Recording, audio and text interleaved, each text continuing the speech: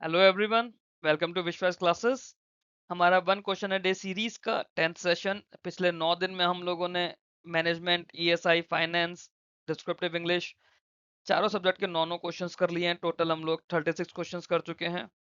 आज भी हम लोग 2 क्वेश्चन एडिशनली कर चुके हैं, एक इंग्लिश का और एक ईएसआई का।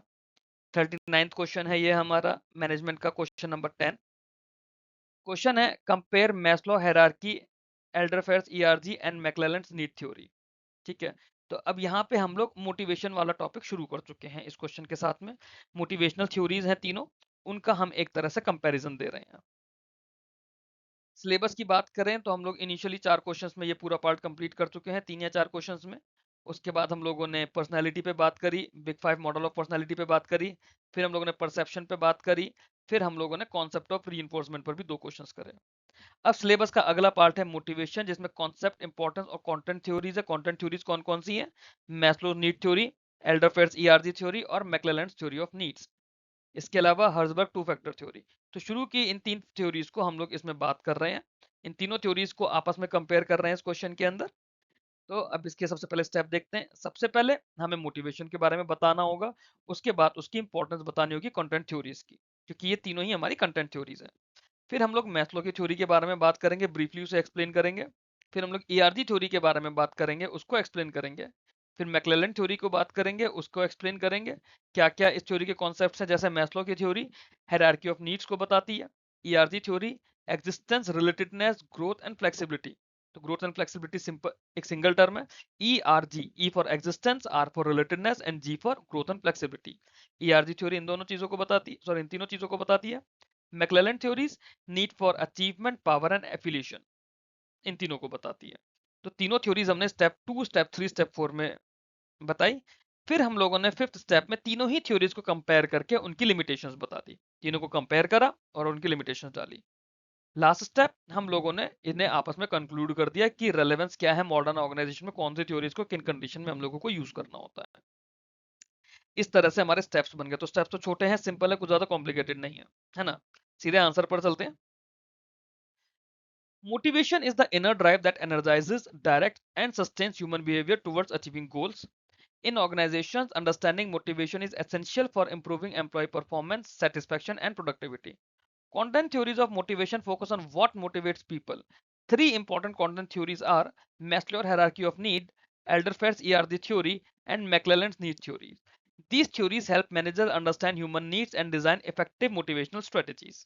तो हमने ये बात करी, जो मोटिवेशन है वो इनर ड्राइव होती है, सबके अंदर होता है मोटिवेशन, की कैसे कोई भी ह्यूमन बिहेवियर को हम लोग डायरेक्ट करते हैं, सस्टेन करते हैं कोई भी गोल अचीव करने के लिए। ऑर्गेनाइजेशन की बात करते हैं तो वहां पे मोटिवेशन एसेंशियल है for improving employee performance, satisfaction and productivity. अब थ्योरीज हमारी दो तरह की होती है, कंटेंट थ्योरीज और प्रोसेस थ्योरीज।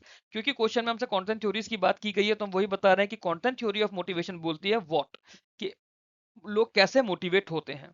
उसमें 3 इंपॉर्टेंट थ्योरीज हमें जो क्वेश्चन में दी गई हैं, उन्हीं की हम लोग बात कर रहे हैं यहाँ पे। Maslow's hierarchy of need, Alderfer's ERG theory और मैक्लेलैंड नीड थ्योरी। और ये तीनों ही थ्योरीज, जो भी थ्योरीज हैं, they help managers understand human needs and design effective motivational strategies. ठीक है। मैस्लो हायरार्की ऑफ नीड्स पर आते हैं।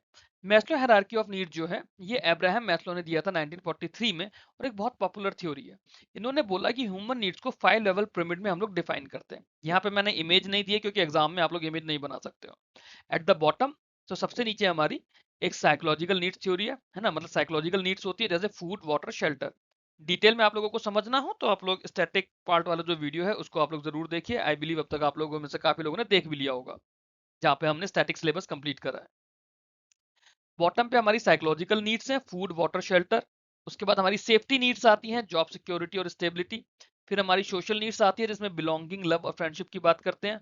उसके बाद हमारी एस्टीम नीड्स आती हैं, जिसमें रेस्पेक्ट, रिकॉग्निशन और स्टेटस की बात आती है। और टॉप पर हमारा सेल्फ एक्चुअलाइजेशन नीड्स होती है, जिसमें पर्सनल ग्रोथ की बात कर रहे हैं, फुल पोटेंशियल अचीव करने की बात कर रहे हैं। मैस्लो ने ये भी बोला कि सबसे पहले लोअर लेवल की नीड्स को सेटिस्फाई होना चाहिए, उसके बाद ही कोई हायर लेवल की नीड पे हम लोग जा सकते हैं।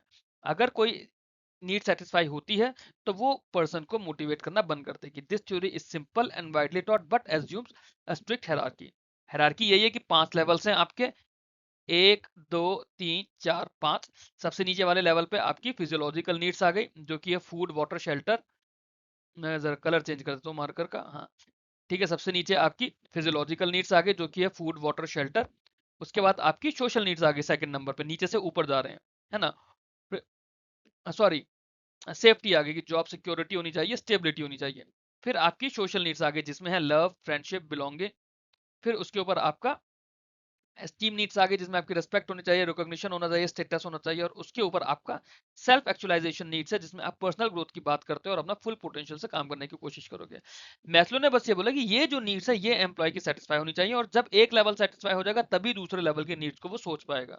अगर आपके पास रोटी कपड़ा मकान नहीं है तो आप लोग लव फ्रेंडशिप कैसे सोचोगे? सोचना भी नहीं चाहिए, पहले अपनी नीड सेटिस्फाई करो। This theory is simple but widely taught की जाती है और स्ट्रिक्ट हायरार्की यही है इसकी। अगली थ्योरी पे हम लोग बात करते हैं। अगली हमारी एल्डरफर्स की ईआरजी थ्योरी है जो कि मैस्लो थ्योरी का ही एक मॉडिफाइड वर्जन है। इसको प्रपोज करता क्लेटन एल्डरफेयर ने। इन्होंने ह्यूमन ग्रुप को 3 कैटेगरीज में डिफाइन करा। इन्होंने बोला एग्जिस्टेंस जो कि बेसिक मटेरियल नीड्स है ना, सिमिलर टू मैस्लो फिजियोलॉजिकल, है ना। फिर सेफ्टी नीड्स इन्होंने बोली, रिलेटेडनेस बोली, है ना। और उसके बाद ग्रोथ की बात की गई। तो मैस्लो ने क्या, तो मतलब अनलाइक मैस्लो, ठीक है, एल्डरफेयर ने क्या बोला, more than one need can motivate a person at the same time. Maslow ने बोला कि एक एक करके ही मोटिवेशन मिलेगा। इन्होंने बोला कि एक से ज्यादा नीड भी at the same time person को मोटिवेट कर सकती है। He also introduce the frustration regression principle. अगर higher need is not satisfied a person may return to lower need. This theory is more flexible and practical than Maslow's rigid hierarchy. Maslow ने तो बोल दिया कि भैया एक के बाद ही दूसरा होगा। इन्होंने बोला एक के बाद दूसरा तो हो रहा है, ठीक है, हो सकता है एक से ज्यादा एक साथ हो, बट अगर ऊपर की थ्योरी आपकी नीड सेटिस्फाई नहीं हो पा रही तो आप नीचे की ही नीड पे वापस आ जाओगे। जो फ्रस्ट्रेशन रिग्रेशन प्रिंसिपल था, इसकी वजह से ये थ्योरी ज्यादा रियलिस्टिक होने लगी। मैक्लेलन ने फिर इसके बाद नीड थ्योरी दी। जो नीड थ्योरी थी उसे डेविड मैक्लेलन ने बनाया। उन्होंने बोला कि 3 एक्वायर नीड्स है that are learn through life experiences. वो क्या है? नीड फॉर अचीवमेंट, जिसे एनएसीएच लिखते हैं, मतलब कि desire to excel, achieve challenging goals and get feedback. आप कुछ अच्छा कर रहे हो, आपको फीडबैक चाहिए, आपको अप्रिसिएशन चाहिए।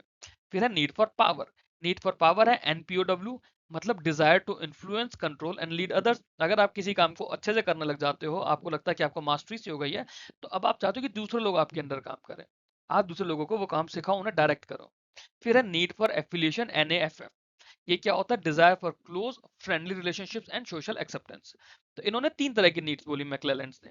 Need for achievement, need for power, need for affiliation.